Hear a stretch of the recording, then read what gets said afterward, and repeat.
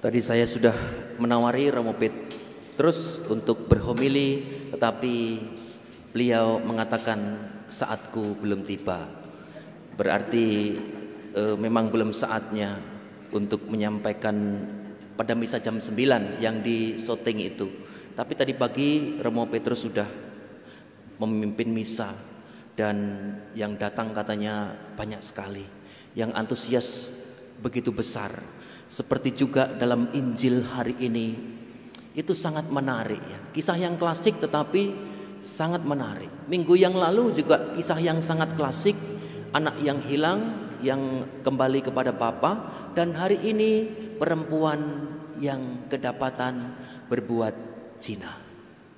Menariknya di mana? Pertama, saya mau mengambil dari yang tengah-tengah. Kira-kira tadi Yesus itu menuliskan di tanah, itu tulisannya apa?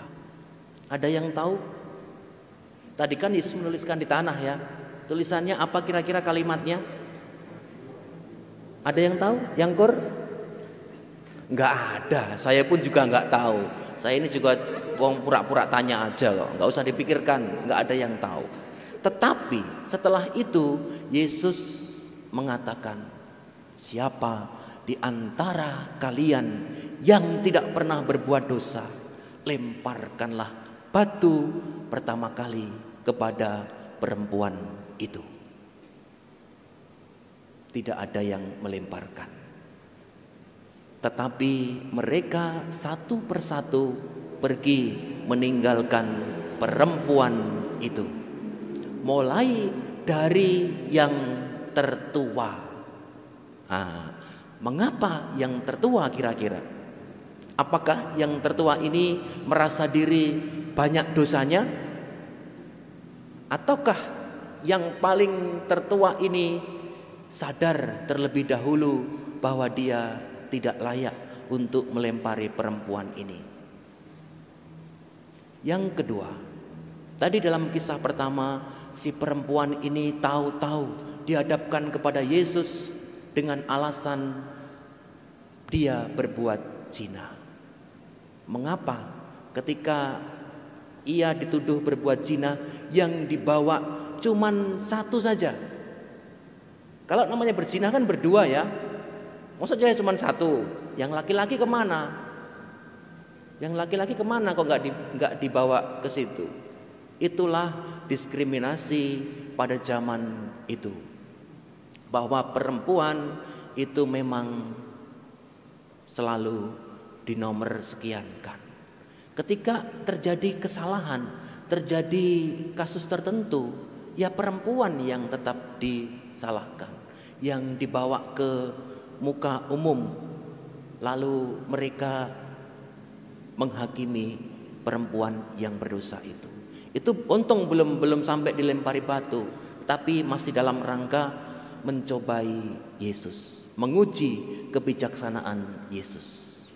Yang kedua, yang ketiga, kesimpulan dari apa yang dikatakan oleh Yesus. Hai perempuan, adakah yang menghukum engkau?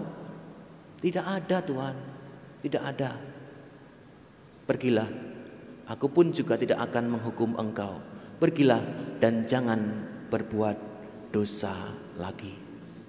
Yesus tidak perlu bersusah-susah untuk menunjukkan atau menyelamatkan si perempuan ini, ya. Yesus mengatakan bahwa dia pun juga tidak akan menghukum, meskipun dalam tradisi dan budaya pada waktu itu memang kebiasaannya adalah menghukum atau dirajam atau juga hukuman-hukuman yang lain. Pergilah dan jangan berbuat dosa lagi.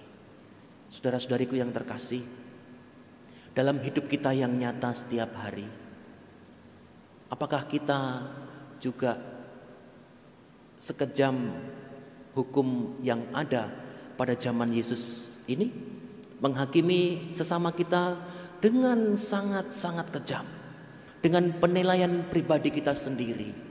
Ketika kita mungkin merasa benar, merasa diri hebat, atau merasa diri baik, sedangkan orang lain tidak baik. Apakah juga dalam kehidupan kita setiap hari kita berlaku lebih kejam daripada hakim, Yesus menunjukkan kepada kita bahwa penghakiman itu sifatnya sangat kejam. Mengapa kejam? Karena justru Yesus itu ajaran-ajarannya, dia selalu mengajarkan bahwa orang-orang yang seperti itulah, orang-orang yang terpinggir, orang-orang yang dianggap oleh masyarakat itu berdosa, orang-orang yang sakit, orang yang miskin, tersingkir, sungguh-sungguh tersingkir. Yesus mengangkat martabat mereka dengan menyelamatkan, dengan tidak menghakimi mereka dan tidak menghukum mereka. Keuskupan Agung Jakarta, arah dasar di tahun ini sangat jelas dan sudah sangat digembar-gemborkan. Mari kita menghargai martabat manusia. Menghargai martabat manusia, pertama-tama hendaklah kita menghargai martabat manusia yang tersemat di dalam diri kita. Tanamkanlah terus, aku itu berharga. Terima kasih Tuhan, aku berharga. Itu hendaklah menjadi slogan dalam diri kita setiap hari. Aku itu berharga. Meskipun bentuknya seperti apapun, ya toh, aku berharga. Meskipun ketika di depan kaca, aku tuh kok kayak gini toh, rambutku tuh ya kayak gini, atau hidungku itu kok ya mancungnya ke dalam, atau melihat kaca itu kadang kita kaget sendiri. Tetapi apakah Tuhan memandang kita secara fisik? Tidak. Martabat itu disematkan dalam diri manusia, sungguh-sungguh di dalam dirinya, bukan di dalam physically manusia itu. Maka ketika kita sudah bisa menghargai martabat kita sendiri, yakinlah kita akan bisa menghargai martabat orang lain. Dengan tidak, salah satunya dengan tidak mudah menghakimi orang lain. Mari kita teruskan hidup perjuangan kita untuk menjadi orang-orang yang meneladan kecil lah dari apa yang ditunjukkan oleh Yesus.